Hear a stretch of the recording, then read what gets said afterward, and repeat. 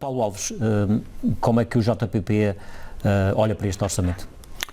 Antes de mais, boa noite às pessoas que nos veem lá em casa, boa noite também aos colegas de painel, Gil Rosa e ao Ricardo, que também nos vê lá de casa, mas que participa neste debate. Ora, relativamente a este orçamento, realmente um valor de 2.124,77 milhões de euros, maior orçamento de sempre, e, como aqui já foi dito, há dois fatores, ou dois setores, que são aqueles que tiram a maior fatia, que tem a ver com a educação e com a saúde.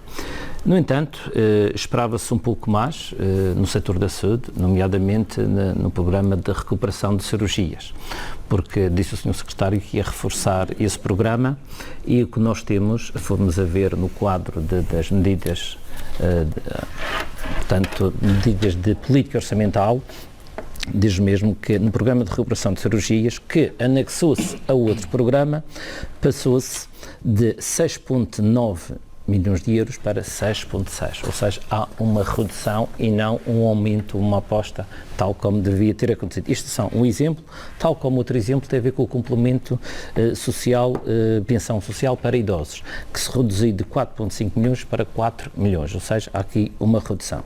Coloca-se várias questões, porque é esta redução, será que tem a ver com a execução deste mesmo plano, este complemento, porque, como se sabe, para as pessoas terem direito ao complemento têm que requerer esse plano. O idoso que não requer, portanto, não tem direito a esse plano, não sabe. Daí que pode ser pela questão da execução deste mesmo complemento.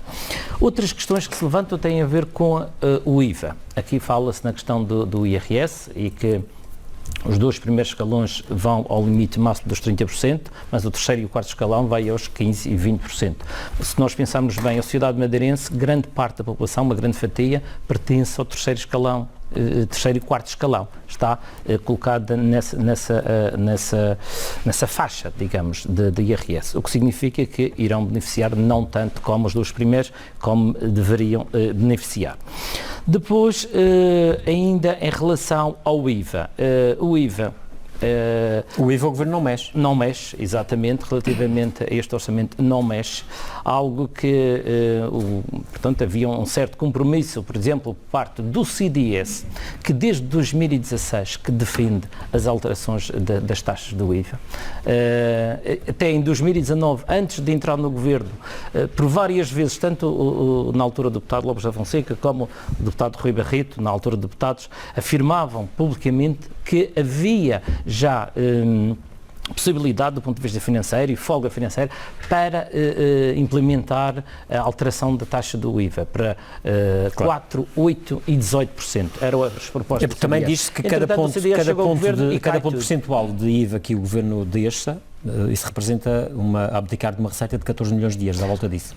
Mas, ao mesmo tempo, significa que está a ajudar a população em certas bens. No fundo, se nós pensarmos, a alteração do IVA vai beneficiar em bens essenciais. Se nós pensarmos no gás, na eletricidade... Do ponto de vista do JPP, seria mais relevante, por exemplo, reduzir o IVA do que mexer no IVA, em detrimento, por exemplo, de mexer no IRS?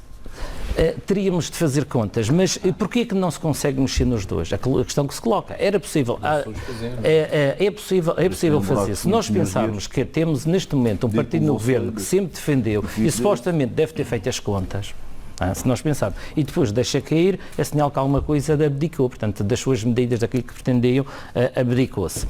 Acho que em relação a outros elementos do próprio orçamento, por exemplo, o Governo Regional noticiou-se que o orçamento iria refletir ou incluir a questão do acesso dos municípios ao plano de recuperação. Isso é uma coisa que na altura gerou uma certa confusão, até dentro do próprios presidentes de Câmara, por exemplo, o Presidente da Câmara de Lobos queixou-se da falta de diálogo do Governo Regional e que para com a escoltação dos municípios, portanto para haver um trabalho conjunto, bem como a ACIF também queixou-se que não havia o diálogo necessário e a abertura democrática necessária por parte do Governo Regional, Portanto, estamos a ver que teria que haver um maior entendimento, um maior diálogo. Mas isso também é algo que já caracteriza este governo, não é de agora, isto não é novidade. O governo faz sempre aquilo que bem entende, e neste caso, o próprio orçamento é da responsabilidade de quem o governa e, claro, deve estar sujeito às críticas que fazem. Vamos também ouvir a opinião do deputado do PCP, Ricardo Lume, que já foi dito. Mas vão apresentar propostas de alteração? Vamos apresentar propostas e ficarão para o momento da discussão e a apresentação dessas mesmas propostas. Mas só queria dizer a resposta àquilo que o Sr. Deputado Carlos Rodrigues dizia, que é o pagamento da dívida realmente está a acontecer, mas à custa de quem e de quem. Portanto, alguém está a sofrer com isso. Portanto, sim, mas essa dívida resultou em produção.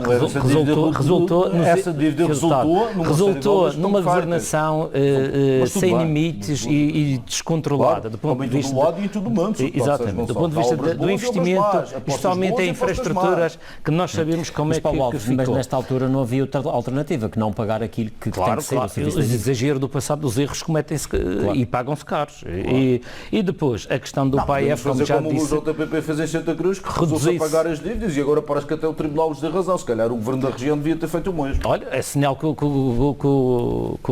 em Santa Cruz governou-se bem, agiu-se bem. Exatamente. A questão não é a pessoa de bem, a questão é ser justo e procurar a justiça. E que ser correto e honesto. Contra os tribunais nunca me vai ouvir falar. Os tribunais correto. Assim está bem decidido. Está certo, Sr. Deputado.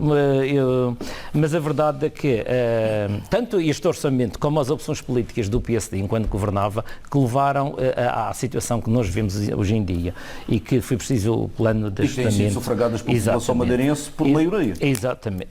Por maioria, vamos em, Sr. Deputado. Isto agora já teve que arranjar uma muletazinha, senão o PSD já não é verdade. 3 e 4 muletas, como nos Açores e como na República. Também é verdade, também é verdade.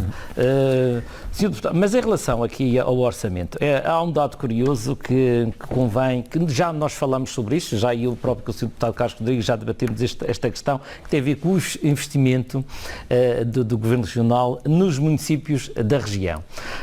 E mais uma vez, um dado curioso, que mais uma vez, e feita uma análise, vemos que os municípios que não são do PSD nem da coligação são penalizados no investimento, e isto, se fizermos uma comparação tendo em conta estamos a falar, Paulo euros por quilómetro quadrado, ou municípios.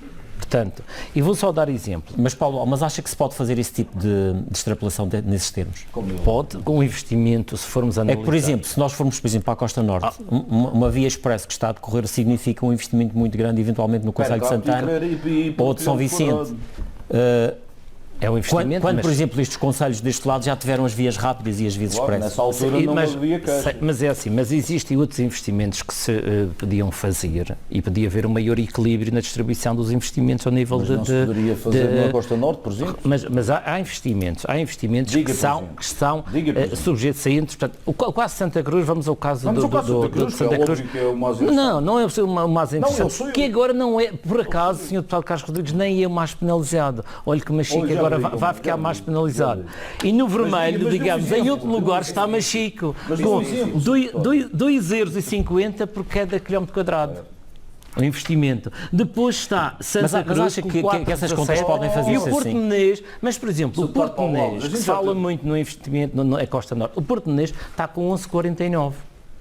Mas a questão que ele coloca é se isso não pode ser uma forma, às vezes, considerada... Eu posso fazer todas as análises numéricas por quilómetro quadrado, por pessoa, por centímetro, por metro linear de água que banha o concelho. Sr. Deputado, podemos fazer uma análise histórica a 30 anos, a 40 anos, a 10 anos, a 5 anos, a 1 ano, e os resultados dão aqueles números que são completamente díspares e que podemos usar para a nossa mensagem política. Sr. Deputado, a gente já teve esta discussão várias vezes. Já várias vezes. O Sr. Deputado sabe e mas isto é um elemento comigo. Comparativo que se pode usar. Estávamos a falar por causa da Costa Norte.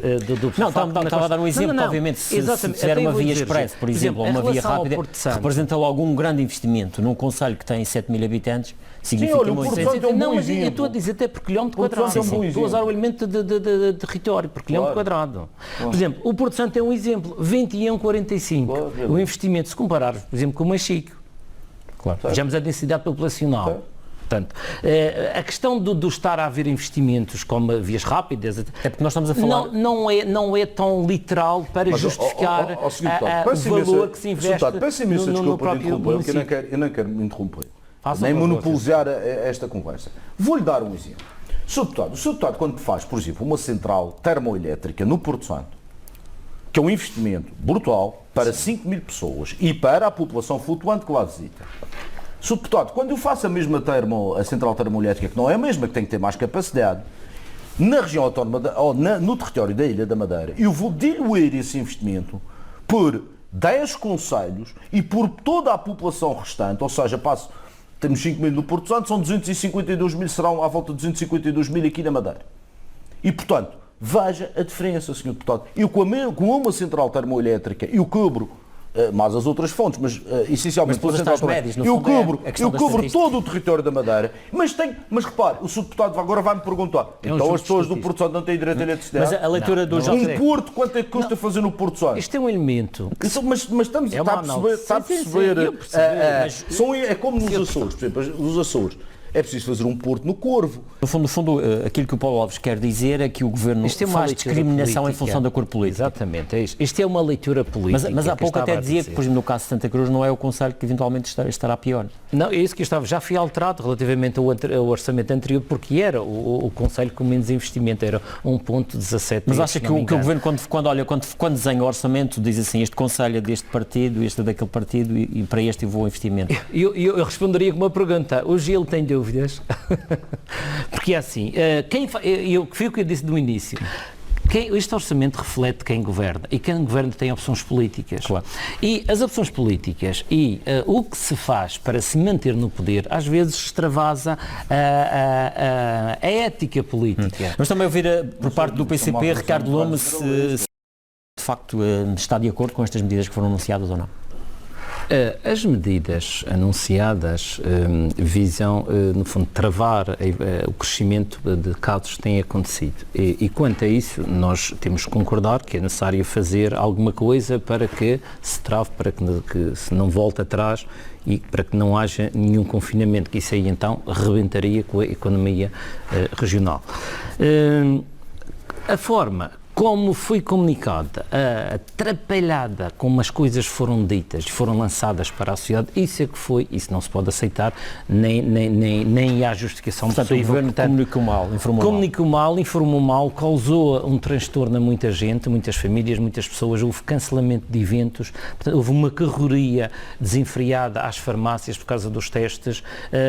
E porquê? Tudo porque às vezes, o objetivo muitas vezes é transmitir uma informação, mas de forma que ela se torne confusa para as pessoas.